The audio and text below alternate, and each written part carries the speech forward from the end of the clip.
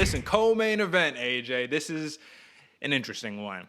Marion Reneau, man, she's one of I really enjoy her. I think that she is a very tough fighter who's been on the wrong end of a couple decisions. You know what I mean? Where it's just a few technical things could have probably allowed the fight to go into her way. However, she's fought tough competition as well.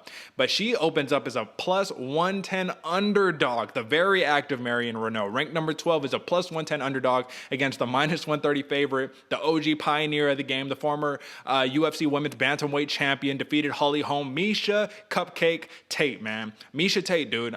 Listen, she hasn't fought since 2016, and she's a favorite in this fight. AJ, how? Give me your take on that. What the hell? Why?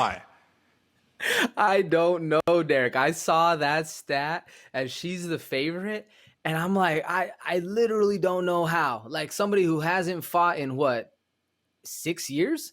6 years? If I did my math correctly, that shit is insane, brother. Like, I don't know what people, if there's some like secret tape that we haven't seen leaked or anything. I know she's been talking big. Miesha Tate has been talking big about how she's developed. She's a whole new different fighter. Like, I hope so. You haven't fought in 6 years. I hope you've been doing something different. Like we saw, I mean, I guess what it could be is the matchmakers, they still got the Ronda Rousey, Miesha Tate, like playing in their head, and they have that whole memory of that whole thing with Ronda Rousey, and then getting the KO win. Was it a KO win? Excuse me, over Holly Holm? No, it was a rear naked choke. It was a submission. Yep. But still, it was a good fight against Holly Holm. And anyone that gets a dub over the Preacher's Daughter, I think that's where it is. She had a couple real rough losses to Nunes and Raquel Pennington. But I don't know. I don't know what in the hell they're thinking, putting Miesha Tate, somebody who hasn't even stepped in the ring in 6 years, off of a child. She just had a kid, as the favorite. Maybe Mama Bear's going to come out, and I'm going to have to eat these words later, and we're going to eat some crow. But I don't see it, brother. I don't see it at all. What do you think? I don't see it either, man. Miesha Tate, let's talk about her. She's already reached the pinnacle of the sport, man. She's a former bantamweight champion. Yeah, you had your rivalry with Ronda Rousey. Bad timing. It was just bad timing, really, because she was considered to be one of the best women wrestlers for like a decade. You know what I'm saying? Like, she's a real OG pioneer. Like, all respect to Miesha Tate, man. But she not only had a baby, she got her nose fixed, which is something you're only supposed to do after retirement, and she did retire, so it makes sense, right? She's a former VP of one championship, so it's like she basically took fighting out of her mind and said, I'm going to go and be business-like. I'm going to establish my career post-fighting. Now, she really got the itch, man, and that's what happens, man. When you're a fighter for life, you know what I'm saying? Just because you move on to different avenues doesn't mean you're not that fighter. You don't got that heart, right? And I'll tell you what, man, the one reason why I can see her being favored, let's just forget that she hasn't fought in 6 years, because for some reason, the odds makers are just not counting that in the equation. Marion Reneau, listen, man, she is 1-4 in her last 5, hasn't really done too hot against competition like Raquel Pennington, Yana Kunitskaya, Kat Zingano, Sarah McMahon, Macy Chasson, and what is one thing that they all have similarly between all of those 5 fighters? They all kind of fight like Miesha Tate, you know what I'm saying? Like, they all, except Raquel Pennington, right? She'll knock your block off, but basically they're going to move forward, they're going to clinch you up and try to get you on the ground and pound you till you're done. And Reneau, she's kind of small for 135, and she hasn't had the most success. Now, Miesha Tate, man, if we're going back to 2016, because that's the only tape that I have to watch, if she gets you on the ground, she can keep you there for a round. You know what I mean? Her submission skill, like, she's a submission wrestler. That's literally her background. That's what she is the best at. That is her bread and butter. Now, AJ, I need to talk to you about this really quickly. So, Marion Reneau, 9-7 in her MMA career, 5-6-1 in the UFC. Miesha Tate is 18-7, 5-4 in the UFC. But there's one path to victory that I see for Marion Reneau to actually win this fight. And it's like, I think this is how it has to be done. Because if she goes and enters grappling, clinching game with Miesha Tate, that's going to be a recipe for disaster. I think Reneau could win this fight on the feet. I think Miesha Tate, I don't want to even be hard here because she is a legend, man. But one thing that we know about the original women's fighters and just fighters in general from the 2000s to 2010 and things of that nature, but Miesha Tate has never been a good striker. She has never sat there and had crazy head movement, ducking and dodging, you know what I mean, lateral movement. That's never been her game. It's, I'm going to blitz forward, grab you, and I'm going to put you on the ground, and that's the bread and butter, right? So if we're taking this antiquated striking approach versus a Marion Reneau, who's been very active, very modern, you know what I mean, fighter in the fight game right now, even though she's been around forever. She's 44 years old. She's like the oldest female fighter on the roster right now. And Miesha Tate is how old? Let me see. She's 34. So look at that. That's even crazier. You know what I'm saying? But this is the thing, man. if Miesha Tate doesn't get this fight to the ground, I think that nose is going to get busted up, man. The one you just got fixed. Like, I think Reneau is going to really be trying to throw for the fences, swing for the fences in this one, and that's the path to victory that I see. Now, let me ask you this, AJ. Do you agree or disagree? What do you think Miesha Tate, she's saying she's a new fighter. Maybe she comes out like, who was it? Like Brian Ortega 2.0, where all of a sudden this dude is just like a beast on the hands and just boxing people up. Maybe she comes out and she just got real deal hands. What are the chances of that happening, man? What do you think? I mean, I would think the chances are very high. Like I said, I hope she's a different fighter after 6 years of not doing it and training, but I don't know who she's training with is the thing. I don't know if she's out there with like the New England Cartel or somebody who's known for striking. Well, what I have listed right now is that she's training at Extreme Couture, and that's just right with the strengths too. That's wrestling, man. That's not really a striking camp, right? So there you go. Yeah, so I mean, don't get me wrong, Extreme Couture is very well rounded, and they know how to game plan and they know how to do that stuff.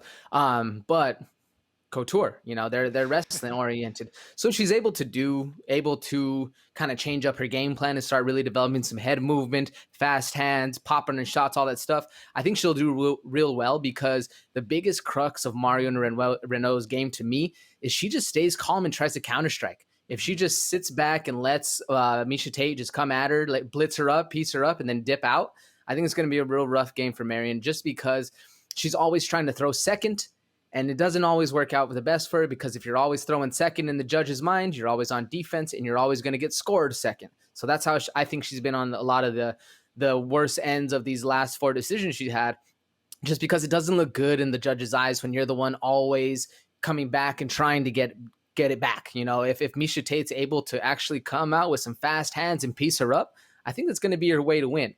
Again, as well as the ground game, because that's just Miesha Tate's game all day, especially with Extreme Couture behind her. Now, personally, though, I do think Marion Reneau, I agree with you, her path to victory is putting Miesha Tate in her spot, piecing her up, busting up that nose, and keeping it standing. Reneau has some serious hand speed, as well as she stays very calm in that counter strike. So if Miesha Tate does blitz in and she's able to get off the line and then counter strike, I think that's going to be her thing. But like I said, output's a little different. If Reneau can actually keep that output high, start firing first, get Miesha Tate on the back foot and show her the game that has evolved so much in the last 6 years where she hasn't been fighting. She's been doing business girl stuff, mama bear stuff.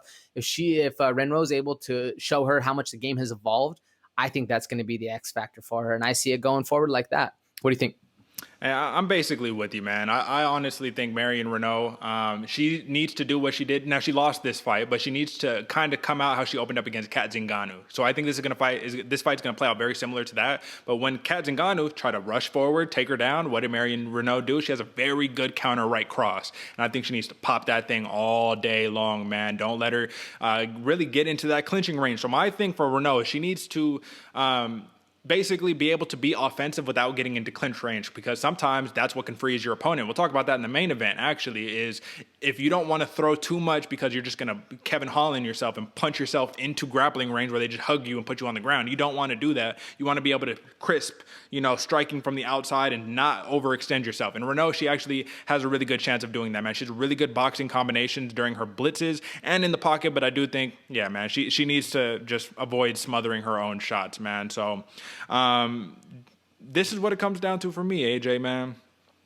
If Marion Reneau does the instinct thing that she generally does, like she did against Raquel Pennington, was like, oh, I know Pennington's bigger than me and stronger than me, but I'm going to get her into a tie clinch and start trying to throw knees. I just think that's playing into Miesha Tate's hand, man, and that's going to be her best bet to, compromise her retirement fight. So let's just talk about this before we give our picks, man. Reneau, this is her retirement fight, and this is Miesha Tate's coming out of retirement fight. So my thing, if you're Reneau, you're throwing everything you got, man. This is the last performance you're going to do in front of the big lights and the big show, man. You got to give it everything you got, and I think she's going to be the most motivated she's ever been. I don't think she will be afraid to let her hands go, knowing that this is it, man. So let's give our pick, AJ. Who you got on this one, man, and how and why? Yeah, man, this one, I'm going Marion Reneau. Reneau, can't even say the last name. I'm going Reneau. KO, round 1. I just don't see where Miesha Tate's coming from, man. Like, everybody, you always perform to your lowest level of preparation, and she hasn't been preparing the super same level as far as Marion has, just because she's going to, once you get punched in the face, like Mike Tyson says, everybody has a plan until you get punched in the face. And once that first shot lands on that reconstructed nose, I think Miesha Tate's going to go back to her roots, back to wrestling, and just trying to go out there and put her hands and get the grappling up and then take her down. So I'm going Reneau, KO, round 1. We're going to see what's happening, though. Who you got, Derek, and why?